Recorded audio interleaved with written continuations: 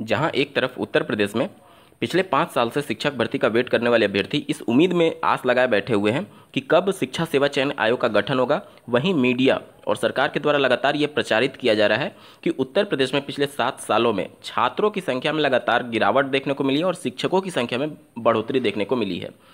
UDISE के एक report के हवाले से ये कहा गया है कि 2015-16 में और 2020-21 में शिक्षकों की संख्या में भारी बढ़ोतरी देखने को मिली है और छात्र शिक्षक अनुपात जो 2015-16 में 44.7 था वो घट करके अब 31.3 रह गया है। यहाँ पर मैं विशेष तौर पर बता दूं कि मानक 30 छात्रों पर एक शिक्षक का है। यहाँ पर आर्टिकल में ये कहा गया है कि यूडाइस प्लस की बीते सालों में रिपोर्ट के तुलनात्मक अध्ययन में ये खुलासा हुआ है कि यूपी में 7 सालों में छात्र घटे हैं और शिक्षकों की संख्या में बढ़ोतरी हुई है। यहाँ पर आप देख सकते हैं कि डेटा से ही बजट का आवंटन किया जाता है। जो केंद्र सरकार बजट पास करती है वो इसी डेटा के आधार पर करती है।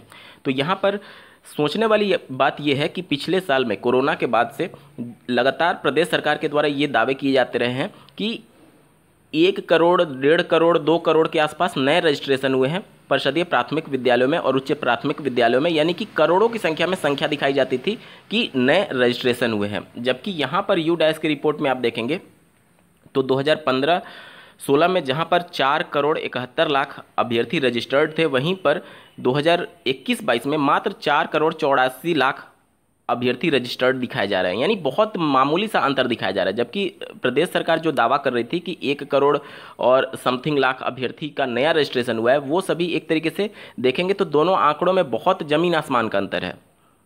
और अगर यही सभी आंकड़ों को माना जाए तो मानक के बिल्कुल करीब है उत्तर प्रदेश में शिक्षकों के जो पद हैं, जो शिक्षक अभी कार्यरत हैं, बिल्कुल एक तरीके से मानक के करीब है।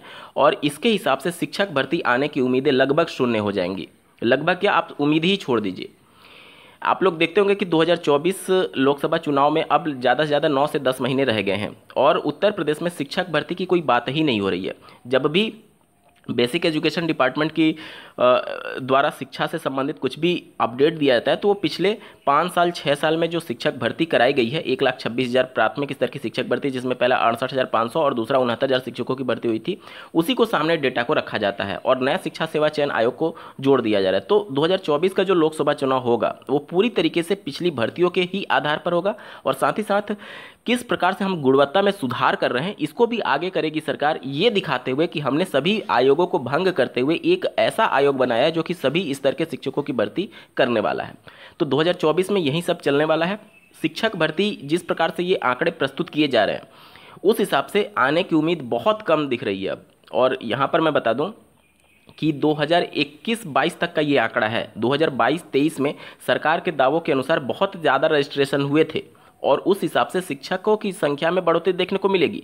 तो मीडिया भी हमारे देश की ऐसी है कि आंकड़े उसी हिसाब से प्रस्तुत करती है जिस हिसाब से सरकारों को फायदा हो।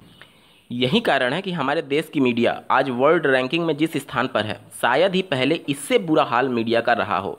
इस पूरे मामले में आपका क्या कुछ कहना है कमेंट के माध्यम से जरूर बताइएगा और ऐसे ही महत्वपूर्ण अपडेट के लिए इस चैनल को सब्सक्राइब करना ना भूलें। इस वीडियो को देखने के लिए आपका बहुत बहुत धन्यवाद। भगवान करे आपका दिन शुभ हो।